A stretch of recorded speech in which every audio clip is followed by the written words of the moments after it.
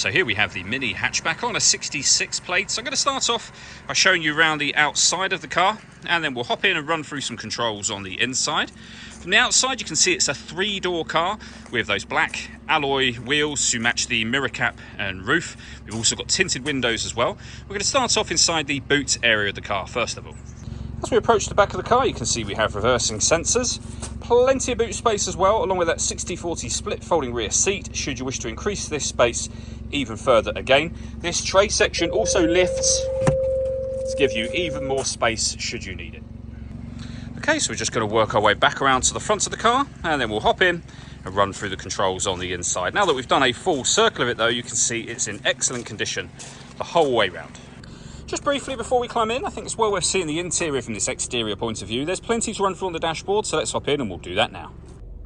Okay, now that we're inside the car, we're going to start with the dials. On the left-hand side, we have the rev counter. We have the speedometer in the center and the fuel gauge over on the right-hand side. Also, the center, you can see the total miles of this car. They are 40,625. You can change the information that's displayed above that by pressing a button on the end of the indicator stalk. You can, for example, have a digital readout for the speedometer displayed there, as you can see. If we back out to the steering wheel next, we have cruise control and speed limiter on the left-hand side, stereo and phone controls over on the right-hand side, and then over into the center, the main screen for the car. So this is where, amongst other things, you can access your satellite navigation.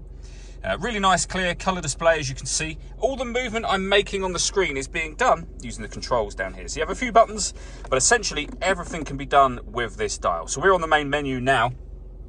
You can access your satellite navigation, your radio. Just push the dial down. You can see there we've got AM, FM and DAB radio. You can listen to your own music. There's a number of ways of doing that. USB input, Bluetooth audio and auxiliary input as well. And you can pair your phone up here as well on top of all of that.